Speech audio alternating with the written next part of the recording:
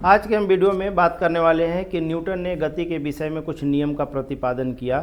चूँकि न्यूटन का गुरुत्वाकर्षण का नियम जितना प्रसिद्ध है उसी तरीके से ग्रेविटेशन के साथ साथ इसका मोशन का लॉ भी काफ़ी इम्पोर्टेंट है।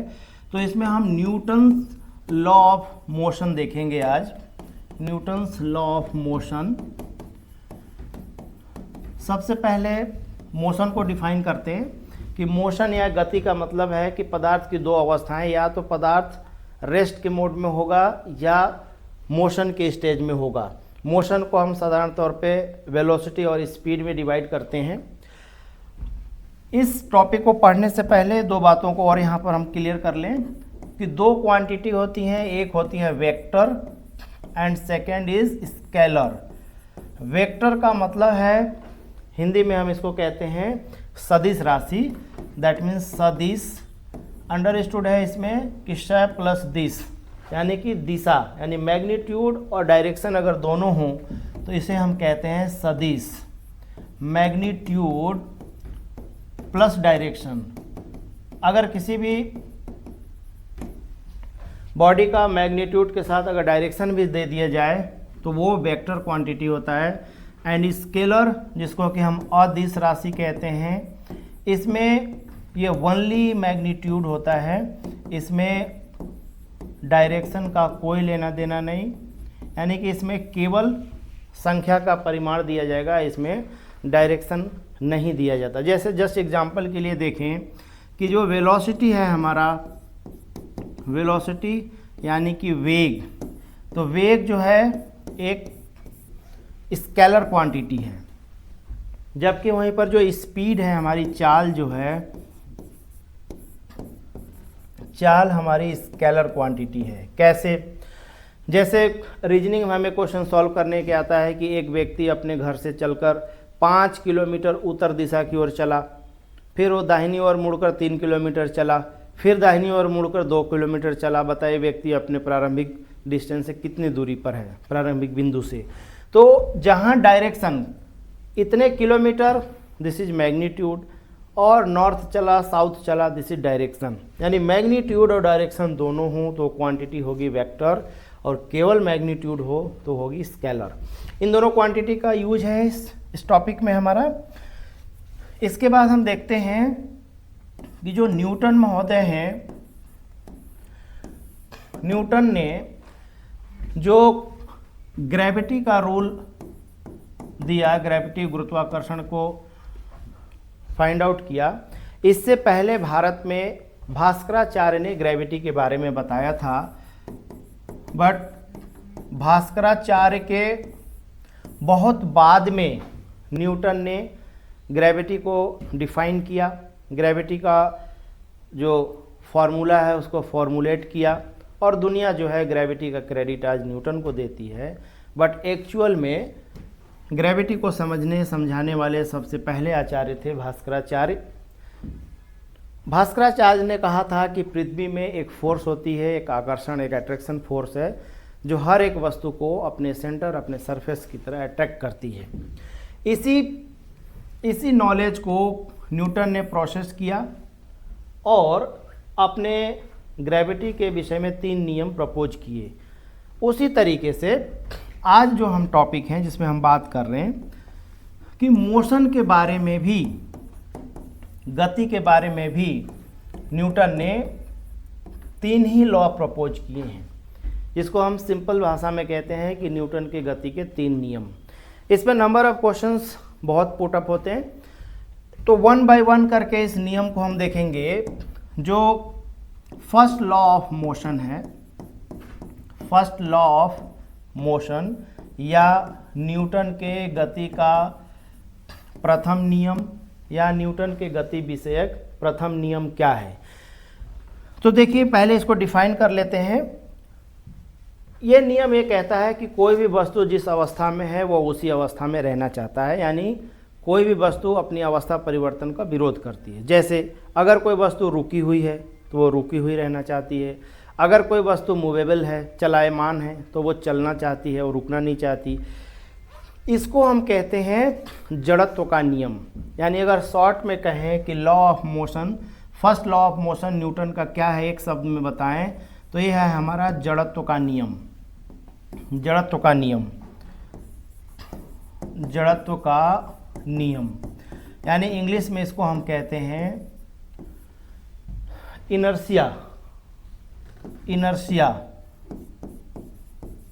इनर्शिया, इनर्शिया वो स्टेट है, इनर्शिया वो अवस्था है, जड़त्व वो अवस्था है जिसमें वस्तु को जड़ अवस्था, यानी कि हम हिंदी में भी पढ़ते हैं कि जड़ का अपोजिट चेतन होता है, यानी जिस वस्तु में लाइफ है, जीवन है, उसको हम कहते हैं चेतन है। जो वस्तु जिसमें जीवन नहीं है, जैसे स्टोन, पत्थर, लकड़ी, सूखी लकड़ी, ये सब जड़ हैं। तो जड़ वस्तुओं में ऑब्वियस सी बात है कि कोई गति नहीं होगी, कोई मूवमेंट नहीं होगा, और वहीं चेतन वस्तु है तो उसमें गति भी होगी।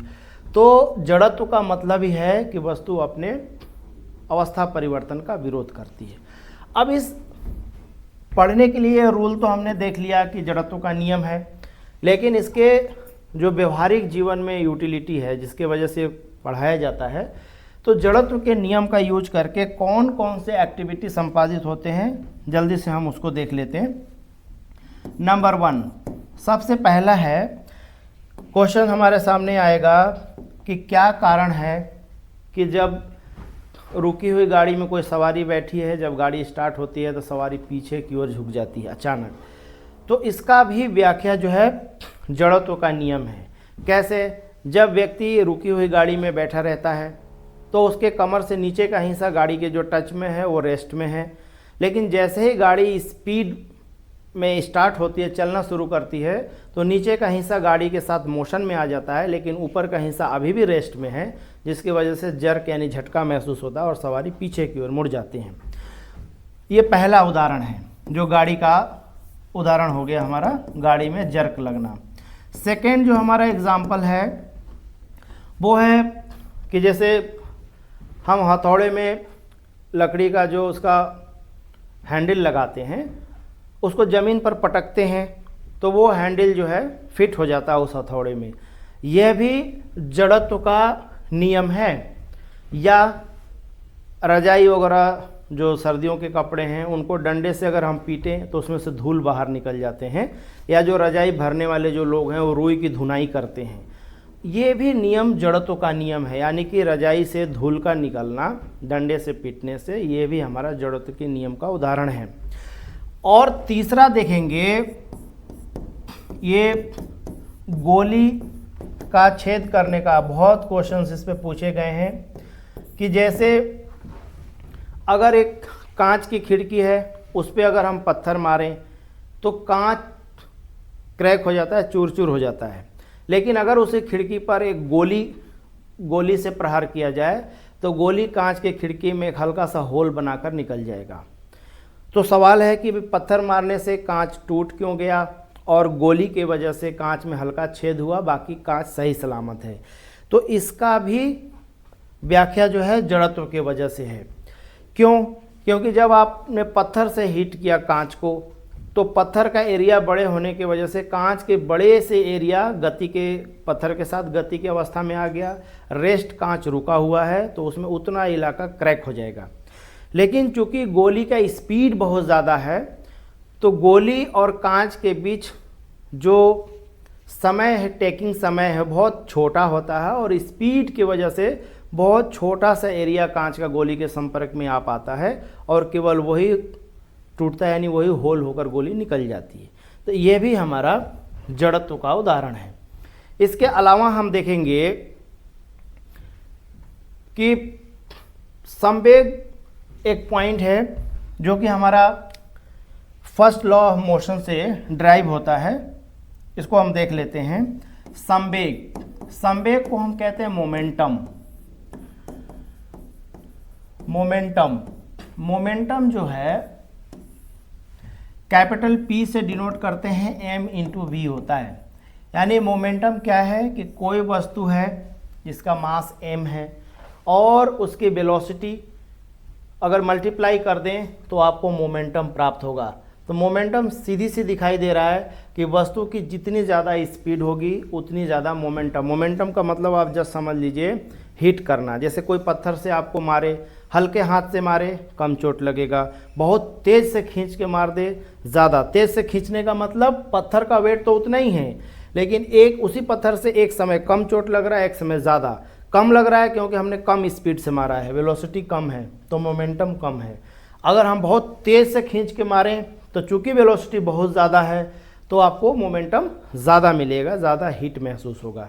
ये भी हमारा फर्स्ट लॉ से हम इसको देखते हैं। अब हम चलते हैं न्यूटन की गति के जो सेकेंड लॉ है, second law of motion.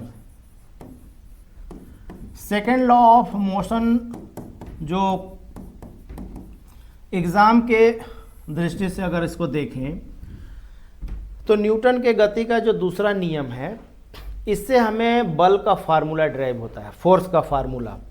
Force क्या है? फोर्स को हम कैपिटल F से डिनोट करते हैं।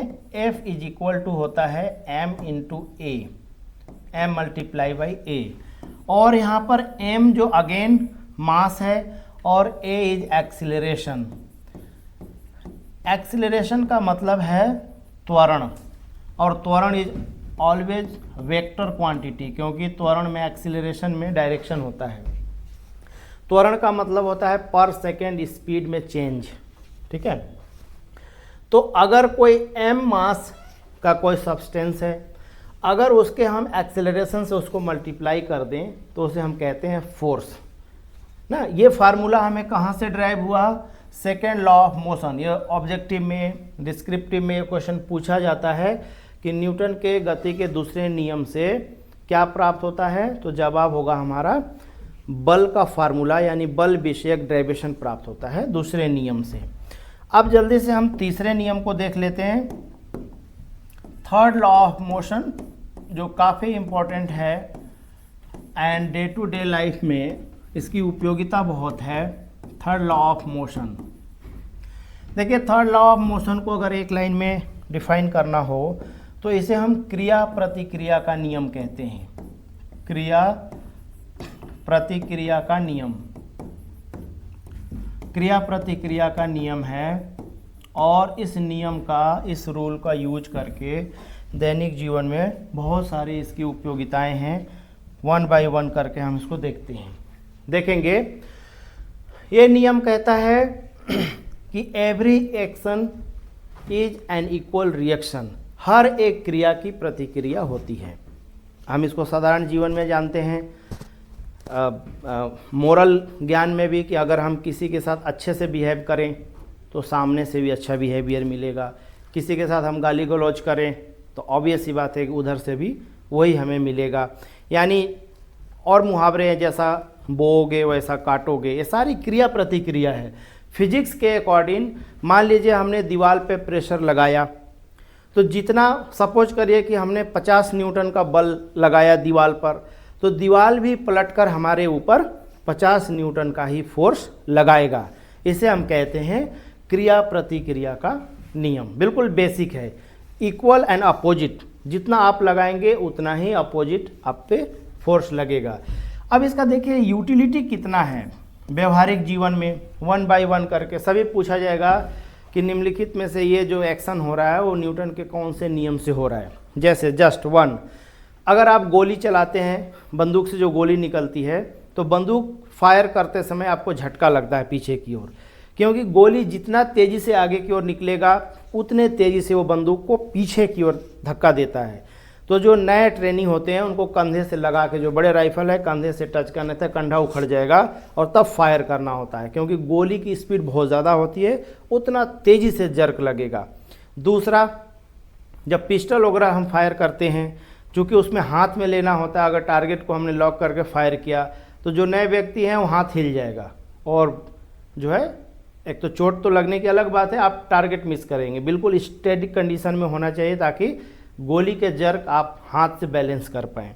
तो वो भी क्रिया और प्रतिक्रिया का हो गया। दूसरा हमारा क्या है, नदी में जब कोई स्विमर तैरता है तो तैरने का कॉन्सेप्ट क्या है, हाथ से पानी को पीछे की ओर करता है। जितना तेज़ी से वो पीछे पानी धक्का देगा, बदले में शरीर उसका उतना आगे जाएगा। तो ये भी क्या है, हमने क्रिया किया, बदले में शरीर की प्रतिक्रिया हुई, हम आगे जाएंगे। दिस इज क्रिया एंड प्रतिक्रिया। थर्ड, कोई रॉकेट का आपने प्रक्षेपण देखा होगा। रॉकेट के पीछे खूब धुआं, तेज़ी से वाइट वाइट धुआं निकलता है। वो धुआं नहीं है, वो थ्रस्ट है गैसों का। जितना तेज़ी से वो गैस पीछे निकलेगा, रॉकेट उतना ही तेज़ी से आगे बढ़ेगा। प्रोपेल्सन से थ्रस्ट निकलता, अगर वो थ्रस्ट ना निकले तो रॉकेट में कोई फ़ैन नहीं है, जहाज़ की तरह कोई और नहीं है, वो थ्रस्ट से आगे बढ़ता है।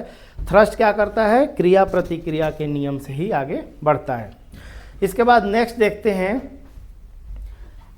कि जो है हमारा और एक दो उदाहरण ले लेते हैं क्रिया प्रतिक्रिया का, कि जैसे सामान्य जीवन में हम ये देख रहे हैं,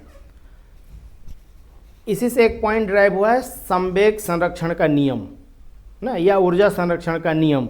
इसमें क्या होता है कि अगर कोई यूनिवर्स में कोई एनर्जी है, यानी कि कोई एनर्जी ना तो कभी लॉस होती है ना तो क्रिएट होती है, केवल एनर्जी का ट्रांसफॉर्मेशन होता है, यानी एक रूप से दूसरे रूप में बदलती है एनर्जी।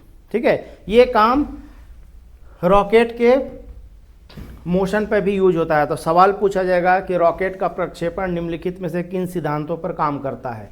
तो एक तो है संवेग संरक्षण का नियम, है ना, और दूसरा है क्रिया प्रतिक्रिया यानी न्यूटन का थर्ड लॉ।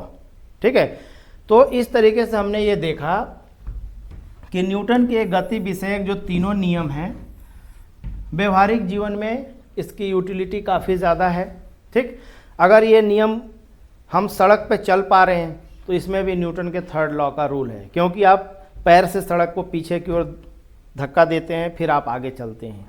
घोड़ा गाड़ी सड़क पे दौड़ रहा है तो घोड़ा, आप देखते होंगे घोड़े के पैर में नाल लगाया जाता है, क्योंकि उसका पैर घिसे ना और नाल रोड पे पकड़ के चले, क्रिया प्रतिक्रिया हो।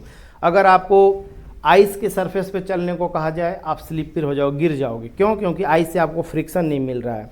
आपके बाथरूम की चप्पल एकदम फ्लैट हो जाए, आप बाथरूम में फिसल जाते हैं। क्यों?